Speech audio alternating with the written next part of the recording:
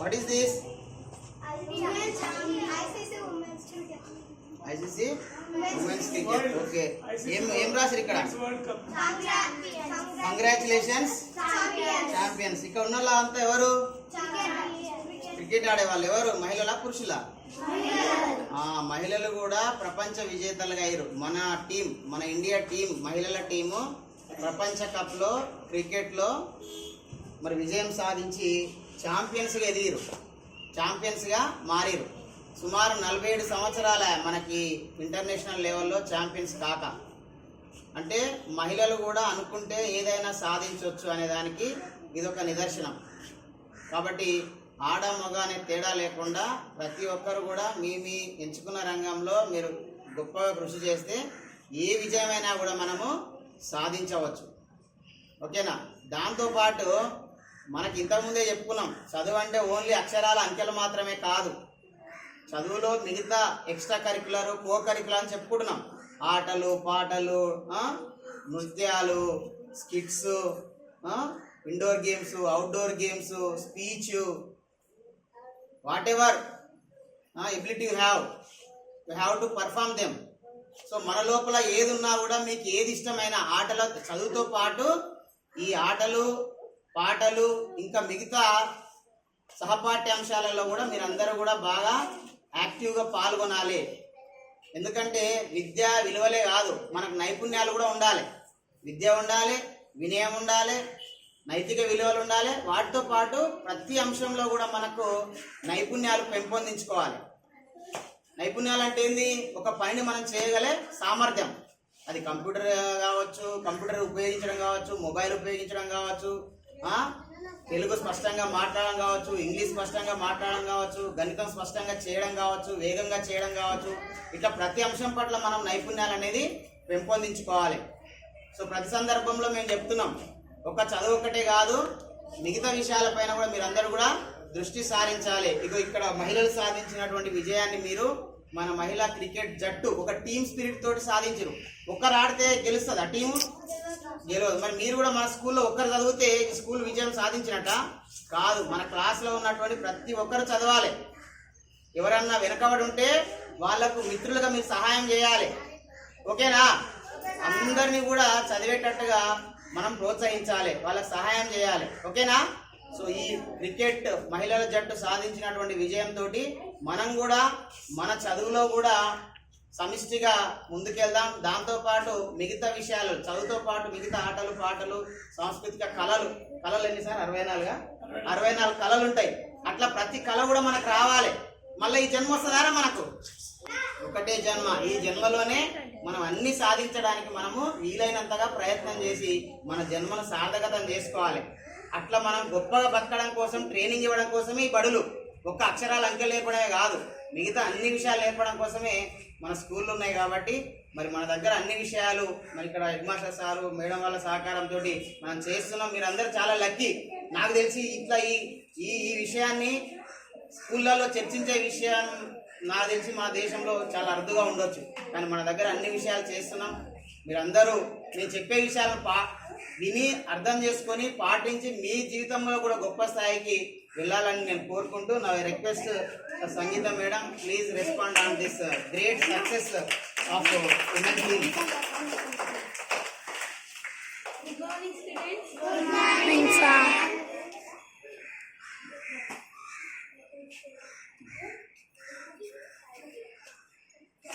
లిజాన్ world cup women's అంట, women's world cup అంట. వీళ్ళందరూ గ్రేట్ ప్లేయర్స్ అని ఇక్కడ ఉంది కదా. అంటే క్రికెట్లో మంచిగా ఆడి మన ఇండియాకి కప్ తీసుకొచ్చారు. అంటే ఇప్పుడు మంచి నేమే కదా మన ఇండియాకి. అంటే క్రికెటర్స్ నాకు తెలిసి అందరు అమ్మాయిలు. చాలా మంది, అంటే నాట్ ఓన్లీ క్రికెట్, వేరే వివిధ రంగాల్లో కూడా లేడీస్ అమ్మాయిలు చాలా మంచి రోల్ ప్లే చేస్తున్నారు. ఫర్ ఎగ్జాంపుల్ మనం చూసుకుంటే మిథాలీ రాజ్, మీకు తెలుసా మిథాలీ రాజ్? తను కూడా క్రికెట్ ప్లేయరే, అవునా? మిథాలీ రాజ్ కూడా క్రికెట్ చాలా బాగా ఆడుతుంది. ఇప్పుడు ఇక్కడ ఉన్న వాళ్ళందరూ కూడా అమ్మాయిలే కదా నాన్న. మనం ఎందుకు వంటింటికి పరిమితం అయ్యే డేస్ అన్నీ వెళ్ళిపోయినాయి. అమ్మాయిలకి చాలా ప్రాబ్లమ్స్ ఉంటాయి. ఆ ప్రాబ్లమ్స్ అన్నిటికీ కూడా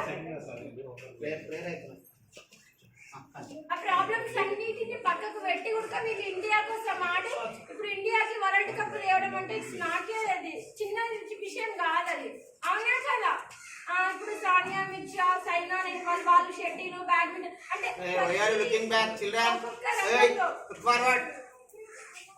చాలా మంది అమ్మాయిలు చాలా వెనుకబడకుండా ముందుకు దూసుకెళ్తున్నారు. సో మనం కూడా చాలా వరకే అన్నిట్లో మనసుకి కూడా నాకు తెలిసి ఎడ్యుకేషన్, కరికులము, ఎక్స్ట్రా కరికులము అన్నిట్లో అమ్మాయిలు మాత్రం బెస్ట్ రిజల్ట్స్ ఇస్తారు. ఇక్కడితోనే ఆగిపోకుండా ఇంకా ఫ్యూచర్ లో కూడా మీరు ఎట్లయితే ఎదుగుతున్నారో మన లైఫ్ స్కిల్స్ కూడా మన యొక్క గ్రోతింగ్ కూడా అలాగే మనతో పాటు అంటే పెరుగుదల అనేది ఏజ్ అనేది కాదు, ఏజ్ ఫ్యాక్టర్ అది కాదు. మనం చేసే యాక్షన్స్, మన వర్క్స్ అన్నిటిపైన అది బిల్డ్ అయి ఉంటది. సో మీరందరూ కూడా మంచి పొజిషన్ లో ఉంటారని, చదువుతో పాటు ఆల్ రౌండ్ డెవలప్మెంట్ అనేది చాలా ఇంపార్టెంట్. యాజ్ ఎ గర్ల్ గా మనం చాలా నేర్చుకోవాలి. ఇప్పుడు సొసైటీలో మనము ఇప్పుడు అంత ఫ్రీగా మనం ఒక ప్లేస్ నుంచి ఇంకొక ప్లేస్కి వచ్చి మనం వర్క్ చేయడము లేకపోతే వేరే విధాల్లో పార్టిసిపేట్ చేయడం అనేది చాలా ఇబ్బందితో కూడినది. కానీ అమ్మాయిలు ఏమైనా తక్కువనా? అబ్బాయిలతో కంపేర్ చేస్తే అందరి వాళ్ళతో అన్ని సేమ్ ఉంటాయి కదా, కళ్ళు ఉంటాయి, చెవులు ఉంటాయి, బ్రెయిన్ ఉంటుంది, ఆలోచన విధానం ఉంటుంది, అవును కదా? సో ఎక్కడ ఎవరు భయపడకుండా, అంటే భయపడే రోజులు అనేవి పోయినాయిలే, కాకపోతే ఇంకా మనము అదే విధంగా అన్ని విషయాలలో మంచిగా మీరు కూడా ఇట్లా మంచి పేరు తీసుకొస్తారని, మీ ఫ్యూచర్ లో మంచి లైఫ్ ని మీరు లీడ్ చేస్తారని ఆశిస్తూ thank you. Wonderful message to the children. Madam ఏం చెప్పింది, ఏ విషయంలో మనము బాయ్స్ తో కూడా తగ్గేది లేనకుండా ఉండాలని చెప్పింది. కాబట్టి మీరు కూడా I hope you follow what madam said. Now I request Chandana madam give respond on this success meet. Good morning children. Good morning madam. ఇందాక సార్ చెప్పినట్టు మేడం చెప్పినట్టు మీరు ఓన్లీ చదువు దగ్గర ఆగిపోకుండా మిగతా సహపాఠ్య కార్యక్రమాల్లో కూడా పార్టిసిపేట్ చేస్తారని కోరుకుంటున్నాను. అంటే ఎవరు చెప్పినా కానీ వీళ్ళ స్ఫూర్తి కోసం మీరు ఇలా స్ఫూర్తి తీసుకొని మీరు కూడా అలా ఎదగాలని చెప్తున్నారు. ఇంకొకటి మీరు ఎక్కడికంటే ఎంతవరకు చదువుకున్నా సరే ఒక ఓన్లీ చదువులోనే కాకుండా మిగతా వాటిలో కూడా పార్టిసిపేట్ చేయండి. అంటే ఆడవాళ్ళు ఓన్లీ ఒంటింటికే ఇంకా చదువు దగ్గర ఆగిపోకుండా అన్ని కార్యక్రమాల్లో పార్టిసిపేట్ చేయగలుగుతాం. మేము కూడా మగవాళ్ళతో పాటు పోటీగా ఉన్నాము, దేనిలో అయినా రాణిస్తున్నాము అనే భావన అభిప్రాయాన్ని సమాజానికి మనం తెలియజేయాలి. కనీసం దేశానికి కాకపోయినా కానీ మీరుండే గ్రామానికి మంచిగా తీసుకురావడం కానీ, డిస్ట్రిక్ట్ లెవెల్ కానీ, స్టేట్ లెవెల్ అట్లా ఏమైనా గేమ్స్ పార్టిసిపేట్ చేస్తారని కోరుకుంటున్నాను. Okay, thank you. మేడం చెప్పినట్టుగా సమాజంలో సగభాగం మహిళలు, సగం ఉన్నారా? సగం ఉన్నారు కదా, దాదాపు మన స్కూల్లో సగం మంది ఉన్నారు మహిళలు, ఇంకా ఎక్కువ కూడా ఉన్నారు. అంటే సమాజంలో ప్రకృతి సిద్ధంగా కూడా మహిళల సంఖ్య ఎక్కువ ఉంటుంది. ఇప్పుడు మనము కేర్ఫుల్లీ సమాజంలో మహిళలు సగభాగం అంటున్నాం, సగభాగం ఉన్నారు. మన ఇంట్లో కూడా అబ్జర్వ్ చేస్తే ఆడ మగ అనే వాళ్ళు సమానంగా ఉన్నారు. అంతేకాదు ప్రకృతి సిద్ధంగా ఆడవాళ్ళే ఎక్కువ సమూహం ఉండడానికి అవకాశం ఉంది. ఇప్పుడు మనం ఏం చేస్తున్నారు, కట్నాలని, ఆడోళ్ళ పైన అఘాయిత్యాలు జరగడం, హింస జరగడం, వీటన్నిటితో ఏమైందంటే ఆడోళ్ళు ఉంటే మాకు ఒక భారం అని అంటున్నారు. కానీ మరి ఆడోళ్ళు లేకుంటే మనకు సృష్టి ఉందా? అమ్మ లేకుంటే మనకు జన్మ ఉందా? అక్క చెల్లి లేకుంటే మనకు ఆప్యాయత ఉందా? భార్య లేకుంటే మనకు జీవితం ఉందా? లేదు. కానీ ఎక్కడైనా కూడా మనకు మహిళలు, స్త్రీలు, అమ్మాయిలు అనే వాళ్ళు అవసరం, బ్యాలెన్సింగ్ అవసరం. ఆడమ్మగా ఉంటేనే బ్యాలెన్సింగ్ అవసరం. కానీ మనకేం జరుగుతుంది, సాధారణంగా మనం హాస్పిటల్కి వెళ్ళి కడుపులో పడ్డప్పుడే టెస్టులు చేస్తున్నారు. ఆడనా మగ అనే తేడా చూసి ఆడవాళ్ళు అయితే ఇంకా కొద్దిమంది మరి ఆ కడుపులోనే తీసేసే అఘాయిత్యాలు జరుగుతున్నాయి. అట్లాంటివి కరెక్టా? కాదు. అట్లా జరగకుంటే నిజంగా కూడా సమాజంలో ఆడవాళ్ళ సంఖ్య పెరుగుతుంది. ఆడవాళ్ళు అంటే చాలా గొప్ప మనసుండి మనల్ని ఈరోజు ఈ సమాజం సమతుల్యత ఉందంటే ఆడవాళ్ళే దానికి కారణం. సృష్టికి కారణం ఆడవాళ్ళే. సో కాబట్టి అట్లాంటి వాళ్ళు మనం గౌరవించుకోవాలి. వాళ్ళు ఎదిగే విధంగా మనం కూడా సహకరించాలి. ఓకేనా? Okay. Now I request our respectable head master sir, Srinivasa sir, please give message on this.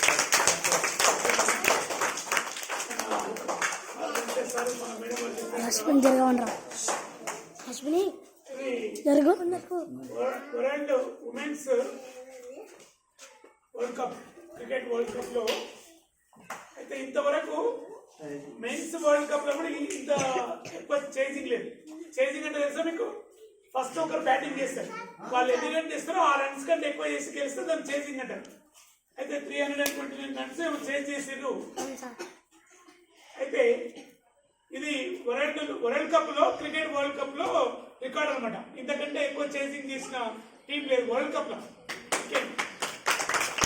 అయితే అవి అమ్మాయిల క్రికెట్ అని ఎక్కడ కూడా అనిపించలేదంట, అంత బాగా ఆడిండ్రు. అంటే అబ్బాయిలకు తీసుకున్నట్టుగా ఆడిండ్రు. ఇక ఇది క్రికెట్ పక్కకు పెడితే ఒక విషయం మీరు గుర్తించాలి, ఎప్పుడైతే మహిళలు కూడా అన్ని రంగాల్లో పనిచేయాలి, అన్ని రంగాల్లో వాళ్ళు బాగా చేస్తారని గుర్తించి మహిళల భాగస్వామ్యానికి ప్రాతినిధ్యం ఇచ్చిన తర్వాతనే మాత్రమే నిన్న మొన్నటి వరకు 2వ స్థానంలో అనుకున్నాము ఏది అభివృద్ధి చెందుతున్న దేశాల్లో. ఇప్పుడే నిన్న మొన్ననే అంటున్నారు చైనాను కూడా క్రాస్ చేసింది అని అంటున్నారు. జనాభాలో కాదు, అభివృద్ధి చెందుతున్న దేశాల్లో. అయితే అతి తక్కువ కాలంలో చాలా ర్యాపిడ్గా అభివృద్ధి చెందుతున్నటువంటి దేశం మన ఇండియా. మరి అటువంటి ఇండియాలో అభివృద్ధి చెందుతున్నటువంటి, అంత ఫాస్ట్గా అభివృద్ధి చెందుతున్నటువంటి దేశంలో ఉన్నటువంటి మీరు అమ్మాయిలంతా ఎట్లా ఉండాలి? అదే పంతాతో ఉండాలి. నేను నా వ్యక్తిగత నా యొక్క అభిప్రాయం ఏంటంటే, ఎక్కడైతే మహిళలు బాగా అభివృద్ధి చెందుతారో అది గ్రామం కానీ, రాష్ట్రం కానీ, దేశం కానీ అభివృద్ధిలో ముందు ఉంటుందని చెప్పి నా యొక్క నమ్మకం. ఎక్కడైనా పనిచేసే ఆఫీసులలో కూడా చూడండి, మహిళా ఉద్యోగులు ఉన్న చోట వర్క్ చాలా బాగుంటుంది, పర్ఫెక్ట్ ఉంటుంది. అంటే పనిలో అలసత్వం వహించరు వాళ్ళు.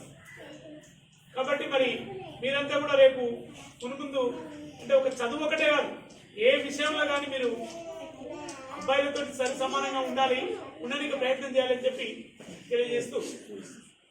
Okay sir, thank you sir for giving. Okay children, I hope you understood.